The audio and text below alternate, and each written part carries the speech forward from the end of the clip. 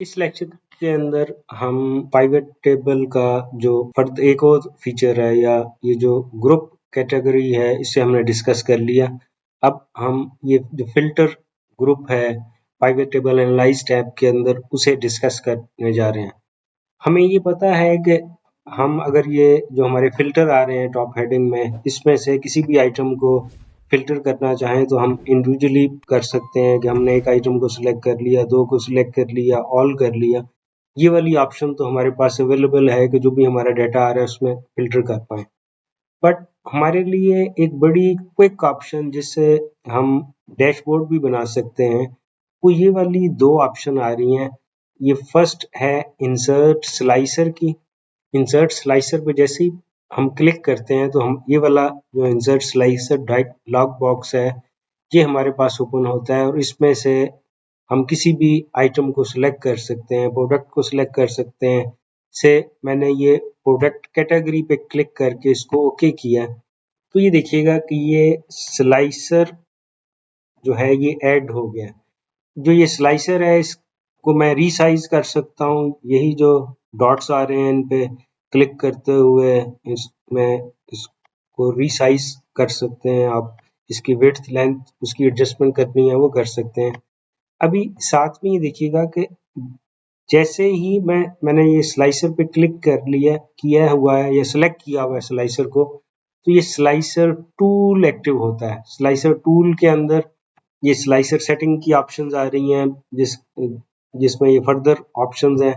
उसके बाद ये रिपोर्ट कनेक्शन है। रिपोर्ट कनेक्शन के अंदर एक जो स्लाइसर है वो more than one pivot table के साथ भी कनेक्ट हो सकता है।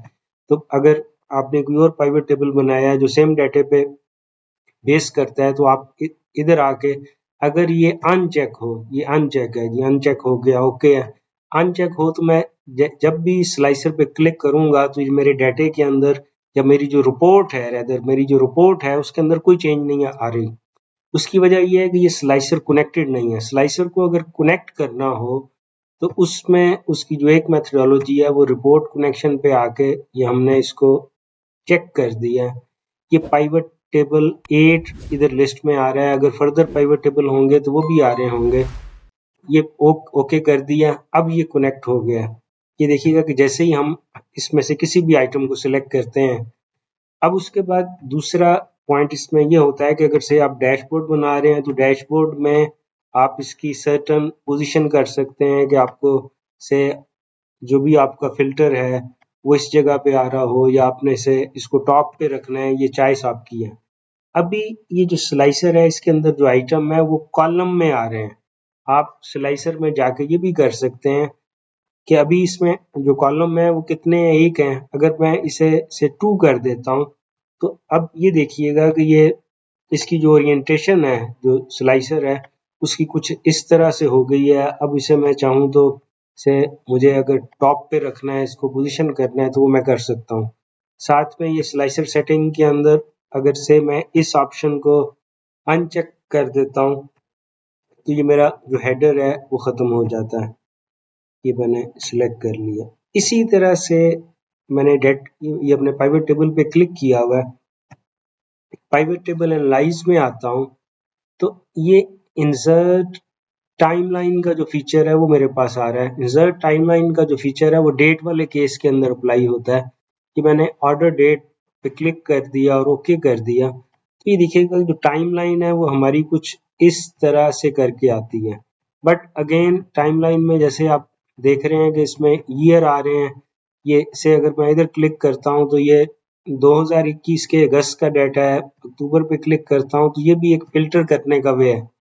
इवन अभी ये देखिएगा कि इधर जो हमने ये सिलेक्ट किया हुआ है टाइमलाइन में वो मंथ को सिलेक्ट किया हुआ है। अगर मैं इसे क्वार्टर कर देता हूँ तो ये अब ये क्वार्टर की इंफॉर्मेशन आ रही है। आप किसी भी ईयर के क्वार्टर को देख सकते हैं। इवन अगर क्वार्टर के बाद मैं इसको ईयर जस्ट ईयर कर देता हूँ तो ये ईयर का जो डाटा है उसकी जो इंफॉर्मेशन है वो मेरे पास आ रही है तो मैं उसको भी देख सकता हूँ।